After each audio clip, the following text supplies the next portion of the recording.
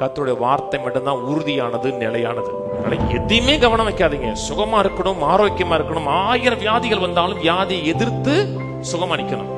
ஒருவேளை தேவனுக்கு பிரியமில்லாத சில காரியம் செஞ்சிருந்தா கூட சாபம் வரும் என்று எதிர்பார்க்காதீர்கள். என்ன, கிறிஸ்து உங்களுக்காக சாபமானார். வியாதி சாபம், தரித்திரம் சாபம், கர்த்தர் எல்லா வியாதியிலும் சுகமாக்குறார். என்னை நிறைவாக வாழ வைக்கிறார்.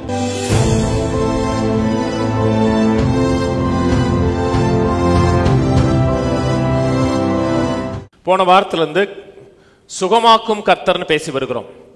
நம்முடைய தேவன் சுகமாக்குறார். எல்லா வியாதிகளையும் எல்லா நோய்களையும் சுகமாக்குறார்.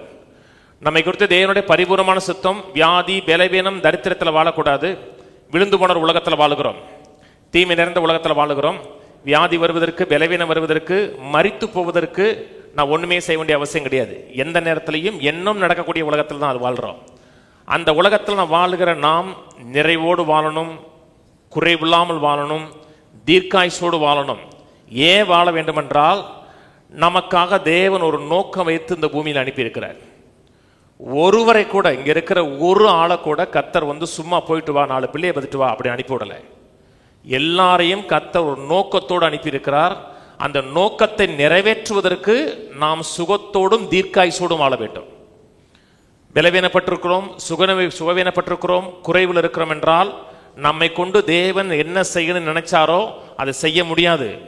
சுகமா இருக்கணும், தீர்க்காயுசோடு இருக்கணும். 120 ஆண்டுகள் வாழ்ந்தால் கூட நீங்கள் ஆரோக்கியமா இருக்கணும். அன்னைக்கு ஒரு அம்மா சொல்லுச்சு, இருந்து எல்லாரையும் கஷ்டப்படுத்துறதுக்கு பதிலாக போயிடலாம் ஏன்னுச்சு. நீ இருந்து யாரையும் கஷ்டப்படுத்தக்கூடாது, இருந்து எல்லாருக்கும் ஆசீர்வாதமா இருக்கணும். 120 வருஷமும் நிறைவா இருக்கணும். நீங்க சாகவே மாட்டீங்க, உங்களோட சரீரம் இம்மார்டாலிட்டி அடைஞ்சிருச்சுன்னு அப்படி சொல்லலை, அப்படி அடையலை. சரீரம் நாளுக்கு நாள் பலவீனப்பட்டு கொடுத்தா இருக்கிறது. அந்த பலவீனப்பட்டிருக்கிற உலகத்துல சரீரம் பலவீனப்பட்டிருக்க போயிட்டு இருக்கிற நேரத்தில் சஸ்டெயின் ஆகணும். செய்து முடிக்க வேண்டிய வேலையை செய்து முடிக்கிற வரை சரீரம் ஆரோக்கியமா இருக்கணும், பலனா இருக்கணும். அதுக்கு சத்தியத்தை கேட்கணும், சத்தியத்துக்கு இருதயத்தை திறந்து கொடுக்கணும், செவிகள் திறந்திருக்கணும். சத்தியத்தை அங்கீகரிக்கும் பொழுது அந்த சத்தியம் நம்மை விடுதலையாக்கும். 3 யோவான் போவான். 3 யோவான் 2ஆம் வசனம். பிரியமானவனே, உன் ஆத்துமா வாழுகிறது போல நீ எல்லாவற்றில் வாழ்ந்து சுகமாயிருக்கும்படி வேண்டுகிறேன்.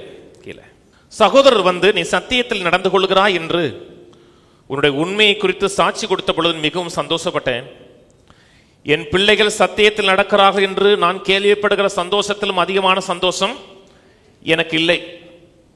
அப்போஸ்தலனாகிய பவுல் சொல்கிறது போலதான் நானும் சொல்லுகிறேன். நீங்கள் சத்தியத்தை அறிந்திருக்கிறீர்கள், சத்தியத்தை அறிந்த சத்தியத்தில் நடக்கிறீர்கள் என்கிற கேள்விப்படுகிறதை பார்க்கலும் பெரிய சந்தோஷம் எனக்கு இல்லை. ஆனா கிறிஸ்தவத்தை பார்க்கும் பொழுது, உலகளாவிய கிறிஸ்தவத்தை பார்க்கும்போது, கிறிஸ்தவ மக்களை பார்க்கும்போது எனக்கு சந்தோஷம் கிடையாது, வேதனை தான் இருக்கு. நீங்க மக்கள் சத்தியத்தை நம்பல, பொய்யை நம்பக்கூடிய மக்கள் இருக்கிறார்கள். பொய்யை நம்புகிற மக்கள் மட்டுமல்ல, பொய்யை அரவணைத்துக் கொள்ளுகிறார்கள். பொய்யை அரவணைத்துக் கொள்ளுகிறீர்கள் என்றால் அது எவ்வளவு உங்களுக்கு ஏற்றுக்கொள்ளக்கூடிய காரியத்தில் இருந்தாலும் சரிதான். எதை நீங்க ஏற்றுக்கொள்கிறீர்களோ அதற்கு நீங்க அடிமைகளாக மாறுவீர்கள்.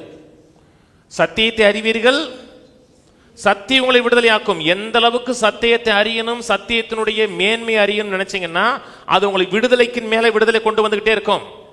ஆனா சத்தியத்தின் மேல ஈடுபாடு இல்லை அப்படின்னா அது உங்களுக்கு பொய்யுக்கு அடிமையாக மாற்றிவிடும். நீங்க உலகம் முழுவதும், நான் சொல்றது ஒரு குறிய ரீஜன் சொல்லல, உலகம் முழுவதும் சொல்றேன், மக்கள் சத்தியத்தின் மேல வாஞ்சை இல்லாத மக்கள் தான் இருக்காங்க. ட்ரூத் மேல பெரிய வாஞ்சை கிடையாது, ஈடுபாடு கிடையாது. ஏதோ ஒன்று போகணும், ஏதோ ஒன்று பாடணும், ஏதோ ஒன்று ஆராதிக்கணும், ஏதோ ஒன்று நடந்து வரணும், அப்படிப்பட்ட மனநிலை இருந்துச்சுன்னா நான் விடுதலை ஆவது கஷ்டம். சத்தியன்னு வரும் பொழுது, வசனன்னு வரும் பொழுது, வசனத்தை குறித்த அறிவுன்னு வரும் பொழுது அதிகமாக கவனம் செலுத்தணும், அதிகமாக அதுக்கு நேரம் செலுத்தணும். சத்தியத்தை ஒரு மனிதன் அறிய விரும்புகிறான், வாஞ்சிக்கு விரும்புகிறான், பசிதாகம் உள்ளவனா இருக்கிறான் என்றால் அப்படிப்பட்ட மனிதனுக்கு கர்த்தர் சத்தியத்தை மேலும் மேலும் சொல்லிக் கொடுக்க ஆரம்பிப்பார். சத்தியத்தை குறித்த விழிப்புணர்வு இல்லை, எல்லாமே சத்தியம் தான் அப்படின்னு நினைச்சோம்னா ரிஸ்க். இன்னைக்கு மக்களுக்கு சத்தியம்னா என்னன்னு தெரியாதுங்க. கத்தர் அடிப்பார், கத்தர் நொறுக்குவார், கத்தர் வியாதிப்படுத்துவார்னா சத்தியங்கிறாங்க. அன்னைக்கு ஒரு பாஸ்டர் உங்க செய்திகள்லாம் கேட்பேனாரு இந்த கொரோனா நேரத்தில். நான் கேட்டேன், ஏன் செய்தி நீங்க கேட்பீங்களாங்கன்னு. பாஸ்டர் எனக்கு கிருபை வேணும், சத்தியம் வேணும்னாரு. நம்ம பேசுறது என்ன? கிருபை. அடிப்பாரு, நொறுக்குவாரு, வியாதிப்படுத்துவாரு, போட்டு தள்ளிடுவாருங்கிறது சத்தியம். அப்ப உங்களுக்கு எது சத்தியம்னே தெரியல. சத்தியம் விடுதலையாக்கும், சத்தியம் நம்மை வெளிச்சத்துக்குள்ள கொண்டு வரும். அவங்களுக்கு இதையே விளங்க முடியலன்னா எப்படி கிறிஸ்துவுக்குள்ள மக்களை நடத்த முடியும்? சொல்றாரு 2ஆம் வசனத்தில், பிரியமானவர்களே உங்கள் ஆத்துமா வாழுகிறது போல. ஆத்துமா எதுல வாழும்? சத்தியத்தில் மட்டும்தான் வாழும். கத்தர் அடிப்பாரு, கத்தர் நொறுக்குவாரு, கத்தர் வியாதிப்படுத்துவாரு, கத்தர் எந்த நேரத்தில் என்ன செய்வாரு அப்படின்னு நினைச்சீங்கன்னா ஆத்துமா வாழாது, ஆத்துமா தொய்ந்து போயிடும். ஆத்துமாவை வாழ வைக்கிறது, ஆத்துமாவை குதூகலப்படுத்துகிறது. என் தேவன் நல்லவர், என்னை ஆசீர்வதிப்பார், எந்த வியாதியா இருந்தாலும் அந்த வியாதியிலிருந்து என்னை குணமாக்குவார் நினைச்சோம்னா ஆத்துமா சந்தோஷம் அடையும். ஆத்துமா வாழுகிறது போல எல்லாவற்றிலும் வாழ்ந்து சுகமாக இருக்கும்படி. செழிப்பை பற்றி பேசும் இந்த வசனம் தான் எடுத்தேன். எல்லாவற்றிலும் வாழ்ந்திருக்கணும். வாழ்ந்திருக்கணும்னா ப்ராஸ்பரஸாக இருக்கணும், செழிப்பாக இருக்கணும். இது மக்களுக்கு ஒரு கான்ட்ரவர்சியலான சப்ஜெக்ட். செழிப்பினாவே மக்கள் அதென்ன செழிப்பு? இந்த உலகத்தில் பாடுகளும் கஷ்டங்களும் துன்பங்களும் தான் இருக்கு. அன்னைக்கு ஒரு ஆள் எழுதியிருக்கிறார் இந்த ஷார்ட்ஸில் ஒருத்தர், இது வினோதமான போதனையா இருக்கு, இது சம்திங். இந்த உலகத்தில் பாடுகளும் கஷ்டங்களும் தான் இருக்கிறது, வாக்கு தத்தங்களும் சுதந்திரங்களும் பரலோகத்தில் இருக்கிறது. அங்கே அந்த வாக்கு தத்தத்தையும் சுதந்திரத்தையும் பரலோகத்தில் வச்சு என்ன பண்ண போறீங்க? வாக்கு தத்தங்களும் சுதந்திரங்களும் ஆம் என்றும் ஆமேன் என்றும் கிறிஸ்துவுக்குள் இங்கே இருக்கிறது. இங்கே பாடு கஷ்டம் துன்பம், அங்கே போனா அங்கே வீடு இருக்கு, பங்களா இருக்கு, இங்கே இங்கே ஒன்றும் இல்லை.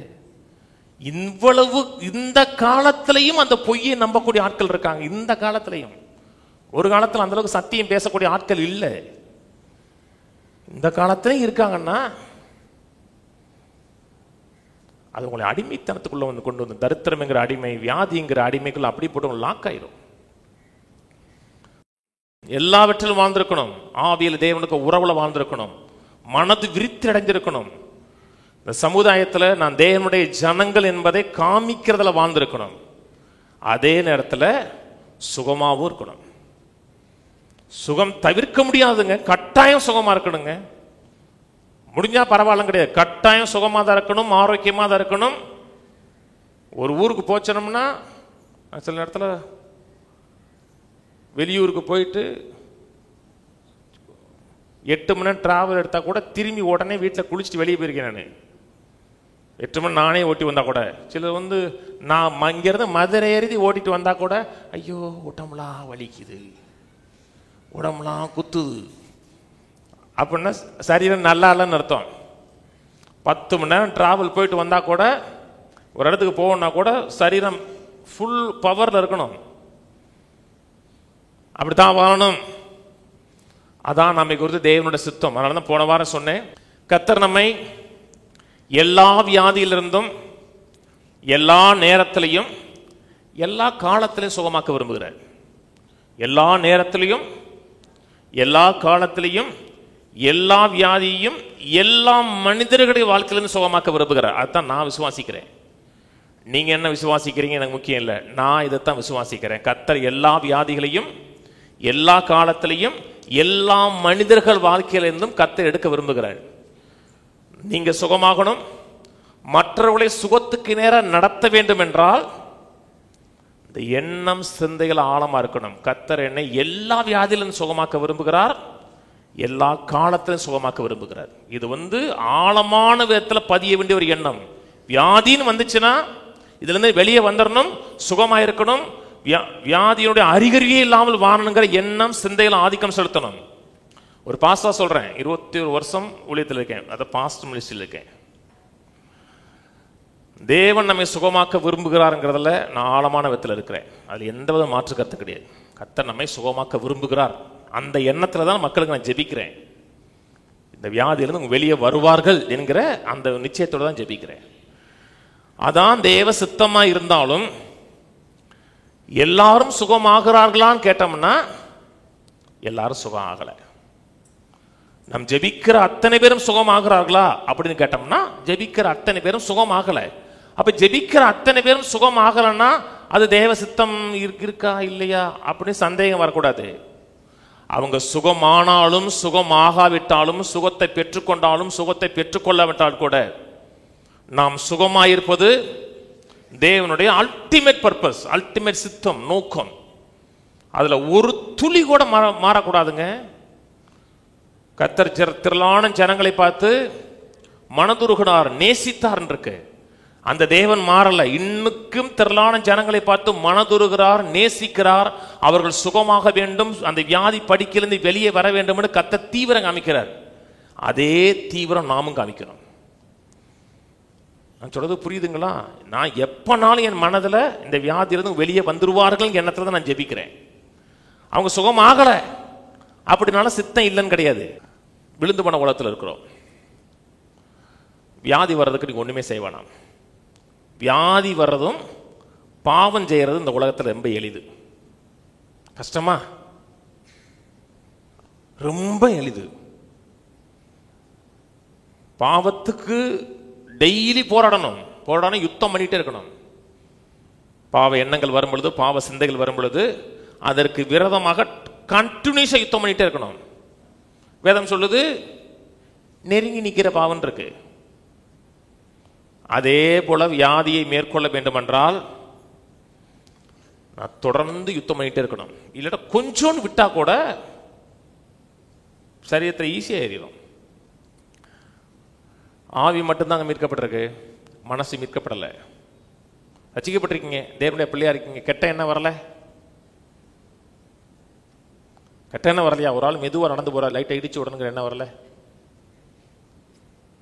வரலையா? எனக்கு சில நேரத்தில் வரும், லைட்டை தட்டி விட்டுருமான்னு வரும். ஆனா அது கெட்ட எண்ணம். ஐயோ உங்களுக்கே வந்துச்சு, வருதுல சில நேரத்தில். உடனே நான் பாவி கிடையாது. உடனே என்ன செய்யணும்? அந்த எண்ணத்துக்கு விரோதமாக நான் யுத்தம் பண்ணணும். இல்லை, அப்படி செய்யக்கூடாது, அவர் பலவீனமா இருக்கிறாரு, அவர் கை பிடிச்சு போகணுங்கிற அப்புறம் நம்ம அதை மேற்கொள்ளணும். ஒரு உதாரணம் தான் சொல்றேங்க. 1000 எண்ணங்கள் வந்து அட்டாக் பண்ணிட்டே இருக்கும். சரீரமும் மனதும் டோட்டலா மீட்கப்படலை. ஆவி கிரையும் கொடுத்திருக்கிறார், அதே நேரத்தில் சரீரத்துக்கும் கிரையை கொடுத்திருக்கிறார். ஆவியினாலும் சரீரத்தினாலும் தேவனை மைமைப்படுத்துங்கன்னு இருக்கு. ஆவிக்கு கிரையம் கொடுத்திருக்கிறார். பாவத்தை, அந்த கிரயத்தை கொண்டு பாவத்தை மேற்கொள்ளுகிறோம். அதே போல சரீரத்துக்கும் கிரையம் கொடுத்திருக்கிறார். அதை அறிந்து வியாதிக்கு விரோதமாக யுத்தம் பண்ணுகிறதுல தீவிரம் காமிக்கிறோம். அப்படிங்கிறீங்க. ஆனா மக்களுடைய மனதில் சுகம் வந்துரும் என்கிற எண்ணத்தை காட்டிலும் வியாதி வந்துருங்கிற எண்ணம் தான் மக்களுக்கு ரொம்ப தீவிரமா இருக்கும். சுகம் பரவும் என்கிறதை காட்டிலும் வியாதி ஈஸியா பரவிருங்கிற எண்ணம் தான் இருக்கும். இந்த கொரோனா பீரியடு வந்துச்சு பார்த்தீங்களா? கொரோனா பீரியட்ல ஒருத்தன் சும்மா இருமுனா கூட இவங்களுக்கு வந்து தலைவலிக்கிற மாதிரி இருக்கும், காய்ச்சல் அடிக்கிற மாதிரி இருக்கும், உடனே தொண்டை கரகரன்னு கறக்கிற மாதிரி இருக்கும். ஏன்னா வியாதி பரவுங்கிறதுல ரொம்ப கவனமா இருக்காங்க. ஆனா எனக்குள்ள சுகம் இருக்கிறது, அந்த சுகம் பரவுங்கிற எண்ணம் மக்களுக்குள்ள இல்லை. வியாதி பரவுன்னு விசுவாசிக்கிறோம்ல, அதுக்காக அடுத்த மூஞ்சில தும்மக்கூடாதுங்க. அதுக்கு ஒரு காமன் சென்ஸ் இருக்கும். தும்முனீங்கன்னா மறைச்சு வச்சு தும்மணும், அடுத்தவங்க எச்சிப்படக்கூடாது. ஒரு காமன் சென்ஸ் இருக்கணும். ஆனா வியாதி பரவாது, எனக்குள்ள இருக்க சுகம்தான் பரவுங்கிற எண்ணம் மனதில் இருக்கணும். இந்த எண்ணம் முக்கியங்க. இந்த சிந்தை மனதில் எண்ணத்தில் ஆழமா பதியணும். கர்த்தரை நேசிக்கிறார், கிறிஸ்துவின் வல்லமை எனக்குள்ள இருக்கிறது, தேவனோட அபிஷேகம் எனக்குள்ள இருக்கிறதுனா நான் யாரை தொட்டாலும் யாருக்கு ஜெபித்தாலும் அவர்கள் சுகமாவார்கள் என்கிற நிச்சயம் உங்களுக்குள்ள இருக்கணும். அந்த எனக்குள்ள அந்த எண்ணம் எனக்குள்ள எப்பவுமே இருக்குங்க. அன்னைக்கு ஒருத்தர் டிவியை பார்த்து கூப்பிட்டாங்க. அவருக்கு வந்து லங்ஸில் பிரச்சனை நினைக்கிறேன், சம்திங். அவர் தூங்கி 1 மாதம் ஆச்சுனாங்க. படுத்தோம்னா இருமல் வந்துடும். இருமல் வந்துச்சுன்னா தூங்க முடியாது, உட்காந்தாலும் இருமல் வரும்னாங்க. சென்னைக்காரங்க தான் கூப்பிட்டாங்க. அந்த ஐயாவுக்கு ஜெபம் பண்ணேன். 2 நாள் கழிச்சு கூப்பிட்டாங்க அந்த அம்மா. ஐயா 2 நாள் நல்லா தூங்குறாருயா, ஒரு இருமல் இல்லையா. நான் அவர் சுகமாவாருங்கிற நிச்சயத்துல தான் நான் ஜெபம் பண்றேன். இது முக்கியங்க. இந்த எண்ணத்தை சில மக்கள் பரியாசம் பண்ணலாம். அது என்ன எல்லா வியாதியும் சுகமாக்கிடுவாரா? நான் சுகமாக்குவார்னு சொல்லலை, நான் ஜெபிப்பேன்னு சொல்றேன். நான் ஜெபிப்பேன், கர்த்தர் சுகமாக்குவார்னு சொல்றேன். நான் ஜெபிக்கும் பொழுதே அவர் சுகமாவார்கள் என்கிற எதிர்பார்ப்பு எனக்கு இருக்கு. நான் சொல்றது புரியுதுங்களா? இதை பரியாசம் பண்றீங்க, கேலி பண்றீங்கன்னா நாளைக்கு டாக்டர் உங்களுக்கு நாள் குறிப்பாரு. ஒரு நாளைக்கு உங்களுக்கு சொல்லலை, பரியாசம் பண்றவங்களுக்கு 3 மாசத்துல போயிருன்னு சொன்னார்னா அப்புறம் என்ன மாதிரி ஆளுதான் உங்களுக்கு வேணும். என்ன மாதிரி ஆளுன்னா பூர்ணமாக கர்த்தர் வியாதியிலிருந்து சுகமாக்குவாருங்கிற எண்ணம் உள்ள ஆட்கள் தான் உங்களுக்கு வேணும். அந்த நேரத்தில் அப்படிங்கிற ஆள் தேவையில்லை. ரொம்ப அலட்டாத ராசா அப்படின்னு சொல்ற ஆள் இல்லை. நிச்சயம் வேணுங்க. கர்த்தரை சுகமாக்குவார், ஆரோக்கியப்படுத்துவாருங்கிற நிச்சயம் ஆழமா உள்ளத்துல பதியணும். சுகமாக்குவாருங்கிற அறிவை பார்க்கணும். கர்த்தர் எல்லாரையும் சுகமாக்குவா இருக்கிறீங்க, எல்லா வியாதியிலும் சுகமாக்குவா இருக்கிறீங்க, அப்புறம் ஏன் அவர் செத்தாருமா? அவர் ஏன் செத்தாரு? அவர் தான் சுகத்தை விசுவாச்சாரு. கர்த்தர் சுகமாக்குவாருன்னு சொன்னாரு, ஏன் செத்தாரு அவரு? அதுக்கு நீ சொல்லுங்க. சிலர் எனக்கு ஃபோன் பண்ணி உலகத்தில் இருக்க அத்தனை ரகசியமான காரியத்துக்கு நான் தான் பதில் சொல்ற ஆள்மான்னு நினைச்சிருக்காங்க. இதுக்கு நீங்க என்ன சொல்றீங்க? ஒன்றும் தெரியாது எனக்கு. நான் எல்லா இக்கட்டுக்கும் பதில் சொல்ற ஆள் இல்லை. நீங்க சுகமா இருக்கணும், ஆரோக்கியமா இருக்கணும், தீர்க்காயுசா இருக்கணும், அதுக்கு சத்தியம் சொல்றதுக்கு தான் எனக்கு வச்சிருக்கிறாரு. ஏன் மறிச்சாங்க, எதுக்கு மறிச்சாங்க, அதுக்கு அது என்கிட்ட பதில் இல்லைன்ட்ட. நான் சொன்னது புரியுதுங்களா? அது எனக்கு பதிலே என்கிட்ட இல்லை, இப்ப இல்லை, எப்பவுமே இல்லை. அவங்க விசுவாசிக்கிறீங்களா? அது எனக்கு தெரியாது. நான் தெரியாத காரியத்தை கொண்டு தெரிந்த காரியத்தை அசைக்க விரும்பல. தெரிந்த காரியம் என்ன? கர்த்தர் சுகமாக்க விரும்புகிறார். எல்லா வியாதியிலிருந்தும் எல்லா நோயிலிருந்தும் கர்த்தர் என்னை உங்களை சுகமாக்க விரும்புகிறார். இதுல உறுதியா இருங்க. எந்த வியாதி வந்தாலும் அவர் ஏன் மரித்தார், இவர் ஏன் மரித்தார் எனக்கு தெரியாது. எனக்கு தெரிஞ்சது என்ன? நீங்க சுகமா இருக்கணும், உங்கள் பிள்ளைகள் சுகமா இருக்கணும், உங்களுக்கு குடும்பம் சுகமா இருக்கணும், உங்களுக்கு உண்டான அத்தனை காரியங்களும் சுகமா இருக்கணும். அது ஒண்ணுதான் நோக்கம். அதாங்க பிரதானமான நோக்கம். ஃபர்ஸ்ட் இன்டென்ஷன் அதான். நீங்க சுகமா இருக்கணும், ஆரோக்கியமா இருக்கணும். ரெண்டாவது இன்டென்ஷன், நீங்க சுகமாயி அடுத்தவர்களை சுகமாக்கக்கூடிய ஆளா இருக்கணும். சொன்னது போய் சத்தியத்தை அறிகிறீங்க, சத்தியத்தை பார்க்குறீங்க, சத்தியத்தை ரிசீவ் பண்றீங்க. ரிசீவ் பண்ணிட்டு கட்டி எழுப்பப்பட்டு வேலை பார்க்குற இடத்துல, குடும்பத்தில், தெருவில் நண்பர்களை சுகமாக்கக்கூடிய ஒரு வைத்தியசாலை மாதிரி நீங்க இருக்கணும். வைத்தியர் அவரு. அதுக்கு ஆழமா கட்டப்படணும், கட்டி எழுப்பப்படணும். சுகமா இருக்கணும், ஆரோக்கியமா இருக்குங்கிறதுல அசைக்க முடியாத நம்பிக்கை இருக்கணும். வேதம் சொல்லுகிறதுங்க, என் ஜனங்கள்ங்கிறார். என் ஜனங்கள் அறிவில்லாமல் சங்காரமாகறான் இருக்கு. அறிவு இல்லைங்கிறது 2ஆவது விஷயங்க. அறிவு இல்லைங்கிறது செகண்ட் காரியம். ரொம்ப ஆபத்து என்னன்னா பொய்யை நம்புறதுதான் ஆபத்து. அறிவு இல்லை, நோ ப்ராப்ளம். பொய்யை நம்பிட்டோம்னா ரொம்ப ரிஸ்க். நாளைக்கு அறிவு வரும் பொழுதும் அறிவை நிராகரிப்பாங்க. கர்த்தர் நிறைவா வாழ வைப்பார், பரிபூர்ணமா வாழ வைப்பார் நினைச்சோம்னா அது என்ன? இந்த உலகத்துல என்ன இருக்கு? ஆண்டவர் என்ன சொன்னாரு? உங்களுக்கு பாடுகள் இருக்குன்னு சொல்லியிருக்காரு. பொய்யை நம்பாதீங்க. சத்தியத்தை அறிந்து சத்தியத்தில் நடந்தீங்கன்னா சத்தியம் உங்களை விடுதலையாக்கும். சில பொய்களை சொல்றேன், எல்லாம் கவிஞர், இது ஒரு பெரிய போதனை. கொஞ்ச நாள் எடுத்து கொண்டு போவோம், கொஞ்சம் கொஞ்சமா கொண்டு போறேன். மக்கள் பல பொய்களை நம்புறாங்க.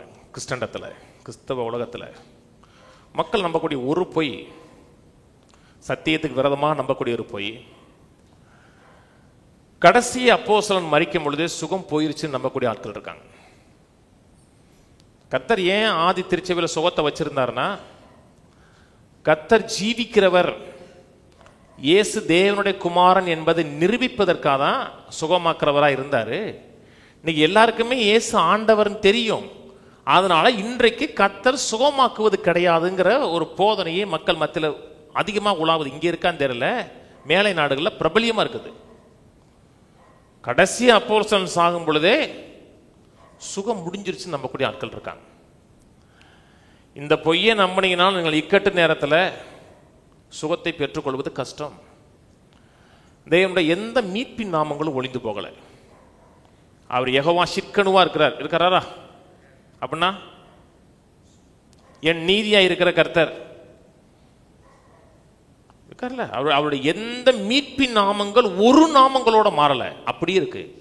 எல்லா மீட்பின் நாமங்கள் மாறவில்லை என்றால் யெகோவா ரஃபா என்கிற நாமமும் மாறல. நான் கர்த்தர், நான் மாறாதவர். எல்லா மீட்பின் நாமங்கள் இருக்கு, இந்த ஒரு நாமம் மட்டும் இல்லைன்னு சொல்ல முடியாது. எத்தனை சந்ததி வந்தாலும் சரிதான், எத்தனை காலம் வந்தாலும் சரிதான், எத்தனை யுகங்கள் மாறினாலும் சரிதான், இன்றைக்கும் I am the Lord, I am the Lord, I was the Lord சொல்லலை. I amனா இருக்கிறார். இயேசு 7 I am சொன்னார், 7 முறை I am. கர்த்தரின் மேய்ப்பராய் இருந்தார், இருக்கிறார், இன்னைக்கும் இருக்கிறார், என்னைக்கும் இருக்கிறார். யெகோவா ரூவாங்கிறோம். அவருடைய எந்த ஒரு பேரும் ஆவியா இருக்கிற தேவன் சொல்ற எந்த ஒரு காரியமும் மாறல. சொல்றது புரியுதுங்களா? கர்த்தர் இன்னைக்கு சுகமாக்குறாரா? இன்னைக்கு சுகம். மதவாதிகளுக்கு கஷ்டம். அது உலக மக்கள் ஈஸியா நம்புவாங்க. சில நேரத்தில் கடவுளை அறியாத மக்கள் நம்ம மக்களுக்கு புத்தி சொல்லிட்டு வராங்க. ஏங்க நீங்க தான் சர்ச்சுக்கு போறீங்கல்ல, அங்கே ஜெபம் பண்ணிட்டு வரேன் அவன் சொல்றான். இவனுக்கு தான் வரமாட்டேங்குது. இவன் என்ன சொல்றான்னா முடிஞ்சு வச்சுமா, அதெல்லாம் அந்த காலத்தில் முடிஞ்சிருச்சு. நான் நம்ப மாட்டேங்க. ஏன்னா சரித்திரம் சொல்லுது, நான் சுகமா இருக்கேன். எங்க வீட்டில் பலர் மரணத்துக்கு ஏதுவான ரீதியில் இருந்த மக்கள் சுகமா இருக்காங்க. எங்க வீட்டில் பலர் சுகமானதை நான் பார்த்துருக்கேன். எனக்கு அனுபவம் இருக்கு, உங்களுக்கு பொய் இருக்கு. ஹீலிங் இந்த ரிவைவல் ஏற்படுச்சு பார்த்தீங்களா? ஹீலிங் ரிவைவல் சர்ச்சில் நடக்கல தெரியுமா? ஹீலிங் ரிவைவல் எங்கே நடந்துச்சுன்னா டென்ட்டில் நடந்துச்சு. சர்ச்சுக்கு வெளியில் டென்ட்டில் ஸ்டேடியத்தில் நடந்துச்சு. ஏன்? சர்ச்சில் இருக்க நம்ப மாட்டேக்கான், சுகம் கிடையாதுங்கிறான். அதனால தான் கர்த்தர் எங்கே கொண்டு வந்து டென்ட்டில் நடத்தினார். டென்ட் மீட்டிங் போட்டு நடத்தினாங்க. சர்ச்சை விட்டு வெளியே தூக்குனாங்க. இயேசுவின் காலத்தில் இயேசுவை கொள்ள நினைச்சது யாரு? சுகம் கிடையாதுன்னு சொன்ன மனுஷன் தான் கொண்டு நினைச்சான். சுகம் இன்னைக்கு இருக்கா? இன்னைக்கு இருக்கு. இன்னைக்கு இருக்கிறது. இன்னைக்கும் நானே உன்னை சுகமாக்குற கர்த்தர்ங்கிற நாமம் மாறல. ரெண்டாவது காரியம், கர்த்தர் எல்லாரையும் சுகமாக்குறது கிடையாது. சிலரை சுகமாக்குறார், சிலரை அவர் சுகமாக்குவது கிடையாது. சிலரை கர்த்தர் வியாதி கொடுத்து சில காரியங்களை கற்பிக்கிறார், அப்படிங்கிற எண்ணம் இருக்கு. எல்லாரையும் எல்லா காலத்திலையும் எல்லா வியாதியிலிருந்து சுகமாக்க மாட்டார். இதெல்லாம் உங்களுக்கு தெரியுமான்னு தெரியல. நேரம் இங்கே வந்து விழுந்து கேட்குறீங்கன்னா உங்களுக்கு தெரியாது. ஆனால் சில இடத்துல இருந்து அடிபட்டு வந்தீங்கன்னா இதெல்லாம் அங்கே பிரபலியமாக இருக்கு. கர்த்தர் எல்லாரையும் சுகமாக்க மாட்டார்னா மனதில் வரக்கூடிய முதல் காரியம் என்ன? அப்போ என்ன சுகமாக்க மாட்டார்? அந்த எல்லாருங்கெல்லாம் முதல் ஆள் யாரு?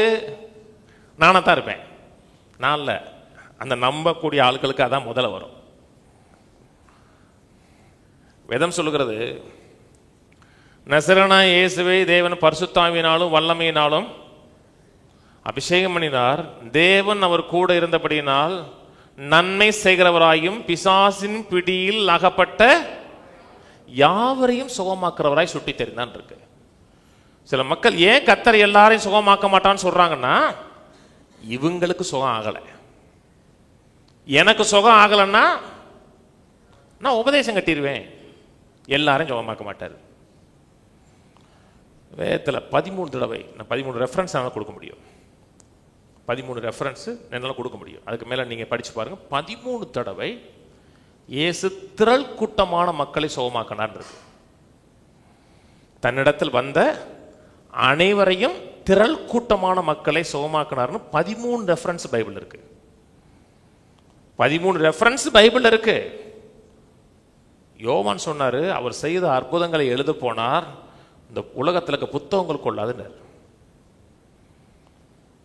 இப்போ வியாதி இல்லைன்னா எப்படிங்க சாகிறது? வியாதி வந்தா தானே சாகணும். வியாதி சாபம். தீர்க்காயுசா வாழுங்க, சுகத்தோடு வாழுங்க. வாழ்ந்து முடிஞ்சு எல்லா வேலையும் செய்து முடிச்சதுக்கப்புறம் பாருங்க, இன்னும் செய்கிறதுக்கு ஒன்றும் இல்லைன்னு சொல்லிட்டு நீங்கள் கேளுங்க, உங்களை தூக்கிட்டு போயிடுவார். ராஜா மாதிரி போனோம். ஏசு சொன்னார் பார்த்தீங்களா, எல்லாம் முடிந்தது என்று அறிந்து தலையை சாய்த்து ஆவியை விட்டார்ன்னு இருக்கு. அப்படித்தான் வாழணும். எல்லா வேலையும் முடிஞ்சிருச்சு, கடமை முடிஞ்சிருச்சு, வந்த நோக்கம் முடிஞ்சிருச்சு அப்படின்னா ஜூட் கரேகா. எல்லாருக்கும் லெட்டர் ஃபோனை போட்டு டெக்ஸ்ட் அனுப்பிட்டு நாளைக்கு எல்லாரும் வீட்டுக்கு வந்துருங்க அப்படின்னு சொல்லிட்டு நீங்கள் போயிடும். இப்போ இல்லை, செஞ்சு முடிச்சதுக்கப்புறம் அடுப்பை பற்ற வைக்கும் போதே போகக்கூடாதுங்க. அடுப்பை பற்ற வச்சுட்டு சமைச்சிட்டு, இப்போ தான் எனக்கெல்லாம் அடுப்பை பற்ற வச்சுருக்காங்க, நான் அரிசி போட வேண்டியிருக்கு, நிறைய வேலை இருக்கு, செய்ய வேண்டிய பணி நிறைய. 33 தடவை இயேசு ஒன்றுக்கும் மேற்பட்ட ஆட்களை, ஒரு ஆள் அல்ல ஒன்றுக்கும் மேற்பட்ட ஆட்களை சுகமாக்கினான் இருக்கு. இதுக்கெல்லாம் ரெஃபரன்ஸ் இருக்கு. அதுக்கு மேலே ரெஃபரன்ஸ் நீங்கள் படித்து உட்காந்து பொறுமையாக படிச்சுட்டு, பாஸ்டர் 33 இல்லை 37 சொன்னால் நான் நம்புவேன். கர்த்தர் சுகமாக்குறவருங்க. கவனிக்கிறீங்க? பொய்யே நம்பாதீங்க. கர்த்தர் எல்லாரையும் சுகமாக்குவார், எல்லா வியாதியிலிருந்து சுகமாக்குவார். 3வது காரியம், மார்க்கு திருப்போம். மக்கள் சத்தியத்தை நம்புறதை காட்டிலும் பாரம்பரியத்தை நம்புறாங்க. மார்க் 7:13, நீங்கள் போதித்த உங்கள் பாரம்பரியத்தினால் தேவ வசனத்தை அவமாக்குகிறீர்கள், இது போலவே நீங்கள் மற்றும் அநேக காரியங்களையும் செய்கிறீர்கள் என்று சொன்னார். நீங்கள் போதித்த உங்கள் பாரம்பரியத்தினாலே தேவ வசனத்தை அவமாக்குகிறீர்கள். காலகாலமாக மக்கள் மத்தியில் ட்ரெடிஷன் ஒன்று இருக்கும். அப்படியே ஒருத்தன் சொன்னது இன்னொருத்தன்ட்ட அப்படியே அப்படியே அப்படியே போகும். ஆனால் அவங்க சொன்னது பைபிளில் இருக்கான்னு கேட்டிங்கன்னா பைபிளில் இல்லை. உலகம் 2000 வருஷத்தில் அழியுன்னு பைபிளில் இருக்கு, தெரியுமா?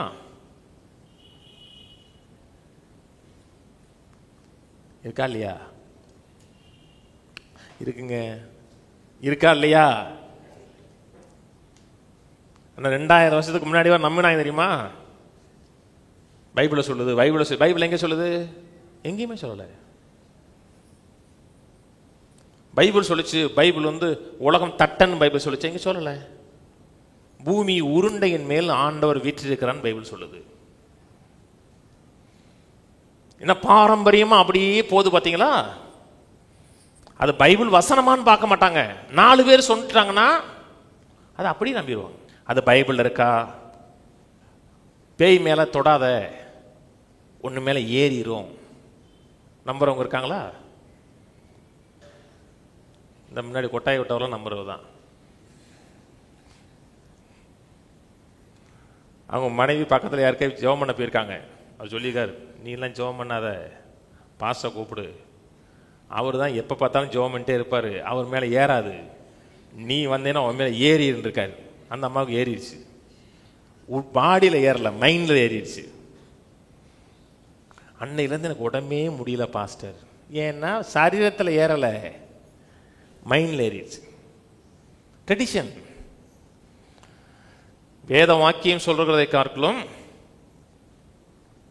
பாரம்பரியத்தை நம்புறாங்க. வியாதியை மேல் கை வைப்பீர்கள், அப்பொழுது அவர்கள் சுகமாவார்கள். பழைய ஏற்பாடு வேற. பழைய ஏற்பாட்டு கடத்த தீட்டுவன் மேல தீட்டுள்ளவன் மேல் கையை வச்சீங்களா தீட்டாவீர்கள். புதிய ஏற்பாட்டின் மேல தீட்டுள்ளவன் மேல் கை வச்சீர்கள் என்றால் தீட்டு அவனை விட்டு போகும். பழைய ஏற்பாட்டில் வியாதி பரவும், புதிய ஏற்பாட்டில் சுகம் பரவும். நான் சொல்றது கவனிக்கிறீங்களா? Mind set மாத்திரணுங்க. காலகாலமாக மக்கள் மத்தியில் பெரிய பாரம்பரியம் என்ன தெரியுமா? அப்போஸ்தலனாகிய பவுலுக்கே வியாதி இருந்துச்சு. அவர் என்ன சொன்னார்? மாம்சத்தில் ஒரு முள் கொடுக்கப்பட்டதுன்னாரு. அந்த முள் நீங்கும்படி கர்த்தர்ட்ட நான் 3 முறை ஜெபித்தேன். கர்த்தர் என்ன சொல்லிட்டாரு? அது உன்னை விட்டு நீங்காதுப்பா, என் கிருபை உனக்கு போதுன்னு சொல்லிட்டாரு. அவருக்கே கண்ணு வியாதி இருந்துச்சு. இவங்க தான் வந்து அரவிந்தில் கூட்டி போய் காமிச்சிட்டு வந்தவங்க. கண் வியாதி இருக்குன்னு கண்ணாடி போட்டு விட்டாங்க இவங்க தான். அதாவது பைபிளில் என்ன சொல்லுகிறது என்பதை பார்க்கலும் பாரம்பரியமா என்ன சொல்லுகிறதுல ரொம்ப நம்புவாங்க. எதனையாச்சும் எனக்கு வியாதி இருக்குன்னு ஒரு இடத்துல சொல்லிக்காரங்க, இல்லை எனக்கு அதில் கொஞ்சம் விளக்க வேணும்னா அதை போதிச்சிருக்கேன். இப்போ இந்த டிவியில் ஓடிக்கிட்டு இருக்கு தெய்வீக சுகத்தில் வால்யூம் 6 7 இருக்குன்னு நினைக்கிறேன். அது ஹோல்ஸ் 1 வாரம் ஃபுல்லாக பேசியிருக்கேன் பவுலின் முல்லை பற்றி. இல்லை கவனிங்க, அபிஷேகம் வேற, ஃபெய்த் வேற. என்னுடைய அபிஷேகத்தை வச்சு இன்னொரு ஆளை நான் சுகமாக்க முடியும், ஆனால் என்னுடைய விசுவாசத்தை கொண்டு தான் நான் சுகமாக முடியும். நான் சுகமானோம்னா வார்த்தையை நம்பணும், வார்த்தையில் நிற்கணும். கொரிந்து சபையில் அத்தனை வரங்களும் செயல்படுச்சு, ஆவிக்குரிய வரங்கள் ஃபுல்லா செயல்படுச்சு. அப்படி இருந்தும் அங்கே வியாதிப்பட்டு பலவீனப்பட்டு செத்து போன ஆட்கள் நிறைய. ஏன்? சிலுவையில் என்ன நடந்ததுமே குறித்து அறிவு கிடையாது. கவனிக்கிறீங்க? பாரம்பரியம் இல்லை, தேவனோட வார்த்தை. முதல் காரியம், சிலுவையில் கடைசி அப்போஸ்தலன் மரிக்கும் போதே சுகம் மறிச்சுக்கிறாங்க. 2வது காரியம், எல்லாரையும் சுகமாக்க மாட்டாங்கிறாங்க. 3வது நம்பி பொய்ங்கிறது மத பாரம்பரியம். 4வது காரியம், தேவன் என்னை சுகமாக்க நினைச்சா சுகமாக்குவார். அது மக்கள் மத்தியிலுக்கு பெரிய எண்ணம். அவர் என்னை சுகமாக்க நினைச்சா சுகமாக்குவார். நான் வியாதியா இருக்கேன், அதனால என்ன அர்த்தம்? கர்த்தர் ஏதோ ஒரு மறைமுகமான சித்தம் வச்சிருக்கிறாரு.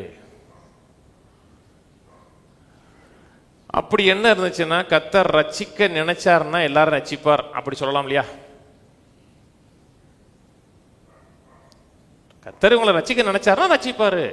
அப்படித்தாங்க ஒரு போதனை வந்துச்சு, கால்வினிசம் வந்துச்சுங்க. 2 போதனை மத்தியில் தான் கிறிஸ்டாண்டா இருக்கு. ஒன்று கால்வினிசம், ஆர்மனிசம். அதெல்லாம் தெரியுமா உங்களுக்கு? நம்ம வந்து ஆர்மனிசம் விசுவாசிக்கிறோம். ஆர்மனிசம்னா போய் சொல்லணும், சொல்லாவிட்டால் எப்படி கேள்விப்படுவார்கள், கேள்விப்படாவிட்டால் எப்படி விசுவாசிப்பார்கள். கால்வினிசம்ங்கிறது எப்படின்னா ஃபேட்டலிசம். ஃபேட்டலிசம்னா அவன் வியாதிப்பட்டு சாகணும்னா வியாதிப்படி சாவான், அவன் ரட்சிக்கப்படணும்னா ரட்சிக்கப்படுவான். எவனை முன்குறித்தாரோ அவன் அழைத்திருக்கிறார். ஜான் கால்வின் அந்த அந்த அந்த ஃபேட்டலிசத்தை போதிச்சாங்க, தலைவிதிங்கிற மாதிரி போதிச்சாங்க. அப்ப நான் சுகமாகணும்னு நினைச்சா கர்த்தர் என்னை சுகமாக்குவார். அப்ப நான் ரட்சிக்கப்படணும்னு நினைச்சோம்னா கர்த்தர் என்ன செய்வார்? ரட்சிப்புக்கு தேவன் கிரயம் கொடுத்திருக்கிறார், பாவ மன்னிப்பை ஏற்படுத்தி கொடுத்திருக்கிறார், ரத்தம் சிந்திருக்கிறார், உலகம் முழுவதும் சுவிசேஷத்தை பிரசங்கம் பண்ணப்பட்டிருக்கிறார். ஒரு மனிதன் அது விசுவாசித்து ஆண்டவரே என்னை ரட்சியும் சொன்னா ரட்சிக்கப்படுவான். அதே போலதான் சுகம். சுகமாக வேண்டும் என்றால் சுகத்துக்கு தேவன் கிரயம் கொடுத்திருக்கிறான் விசுவாசித்து, கேட்ட செய்தியோடு விசுவாசத்தை கலக்கணும் இருக்க. அவர்கள் விசுவாசம் இல்லாமல் கேட்டபடியினால் கேட்ட வசனம் அவர்களுக்கு புரோஜனப்படலன் இருக்கு. ரட்சிப்பு எப்படி விசுவாசத்தினால் சொந்தம் பாராட்டுகிறோமோ, சுகம் என்று வரும் பொழுதும் விசுவாசத்தினால தான் சொந்தம் பாராட்டுகிறோம். பரிசுத்தமா வாழணும், அப்படித்தானே? நான் பரிசுத்தமா வாழணும்னு நினைச்சோம்னா பாவம் செய்யும்போது கர்த்தரை தடுத்திருக்கலாம்ல.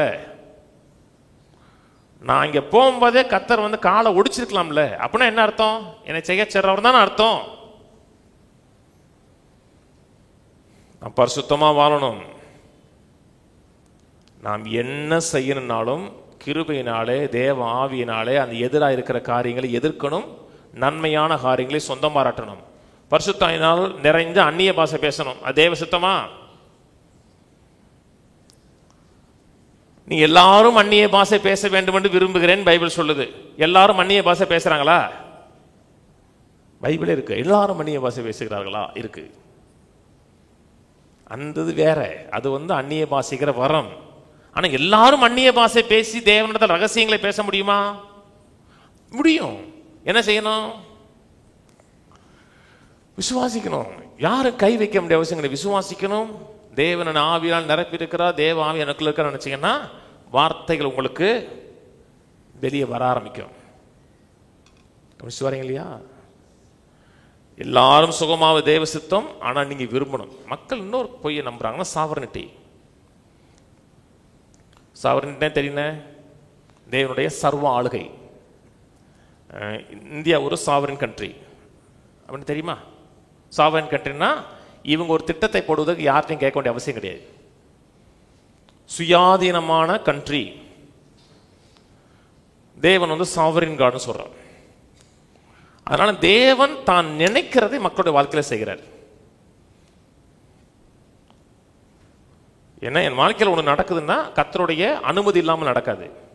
என் வாழ்க்கையில் என்ன நடந்தாலும் அது கடவுளுடைய அனுமதியின் அடிப்படையில் தான் நடக்குது. நான் வியாதிப்பட்டாலும் அது கடவுளுடைய அனுமதி நடக்குது. ஏன்னா அவர் சர்வ அதிகாரம் படைச்சவர்கிறார்.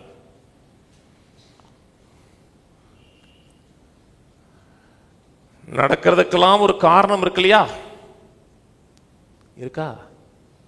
இருக்கு. என்ன காரணம் இருக்கு? நம்ம சீக்கிரமா செத்து போகணும் பிசாசு நினைக்கிறான், அதான் காரணம். அதனால வேதம் சொல்லுகிறது, தேவனுக்கு கீழ்ப்படித்திருங்கள், பிசாசுக்கு எதிர்த்து நில்லுங்கள் இருக்கு. இது தேவனுடைய கிரியை, இது பிசாசுடைய கிரியை என்று அறிந்து தேவனுடைய கிரியைக்கு அப்படியே சாஷ்டாங்கமா பணியணும்.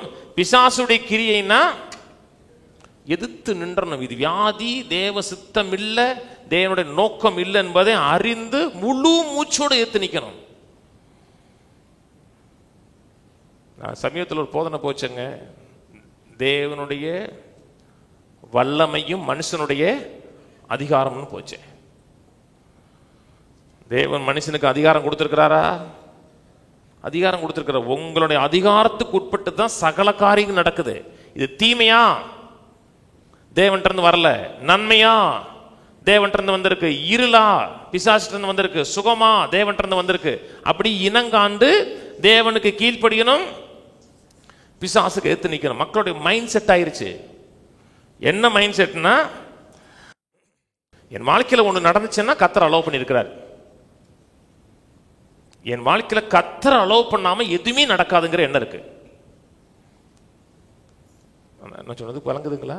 என்ன நடந்தாலும் கர்த்தர் அதை அனுமதிச்சிருக்காருங்க. நாம் சுமக்க முடியாத கர்த்தர் இந்த பாரத்தை வச்சிருக்கிறாரு. சிலுவை சுமந்து என் பின்னே வான்னு சொன்னார் பார்த்தீங்களா? இது நான் சுமக்க வேண்டிய சிலுவைங்க. கவனிச்சு வரீங்க இல்லையா? மத்தேயு 16 சொன்னாரு, பரலோகத்தின் திறவுகோல்களின் கையில் கொடுத்திருக்கிறேன். பூமியில் எவை கட்டுவீர்களோ அது பரலோகத்தில் கட்டப்படும். பூமியில் எவைகளை கட்டவிழ்ப்பீர்களோ. 16ஆம் அதிகாரத்தில் பேதுருட்ட சொன்னது மாதிரி இருக்கும். 16ஆம் அதிகாரம் மத்தேயு 16ல, மத்தேயு 18ல முழு கிறிஸ்தவ மக்களுக்கு பார்த்து சொன்னார். அதே வார்த்தை முதல்ல 16ல சொல்றாரு, 18லையும் சொல்றாரு. பூமியில எவைகளை கட்டுவீர்கள் அது பரலோகத்தில். 16ல பரலோகத்தின் திறவுகோலை எனக்கு கொடுக்குறேன்னு சொல்லி பேதுருட்ட சொல்ற மாதிரி இருக்கும். படிக்கிறீங்களா? இயேசுதான் ஆண்டவன் விசுவாசிக்கிறீங்களா? இவரே ஜீவனுள்ள தேவனுடைய குமாரனே கிறிஸ்துன்னு விசுவாசிக்கிறீங்களா? அப்போ கையில ஒரு திறவுகோல் இருக்கு. என்ன திறவுகோல்? கட்டுவதற்கும் கட்டவிழ்ப்பதற்கும் திறவுகோல் இருக்கு. இது பிசாசுடைய கிரியை. இயேசுவ நாமத்தில் குடும்பத்திலிருந்து இதை கட்டுறேன் அப்படின்னு தீவிரம் காமிக்கணும். அதனாலதான் ஆண்டவர் சொன்னாரு, பரலோகத்தோடு சித்தம் செய்யப்படுவது போல ஒரு மனுஷன் கட்டாயம் ஜெபிக்கணும். தேசத்துக்காக ஜெபிக்கணும், தெருவுக்காக ஜெபிக்கணும், குடும்பத்துக்காக ஜெபிக்கணும். ஏன்னா அதிகாரம் நம்ம கையில் இருக்கு. 6வது காரியம், 7வது காரியத்தில் கொஞ்சம் கவனம் செலுத்துவோம். 6வது காரியம், மக்கள் வார்த்தையை பார்க்கலும் அனுபவத்தை பெருசா நினைக்கிறாங்க.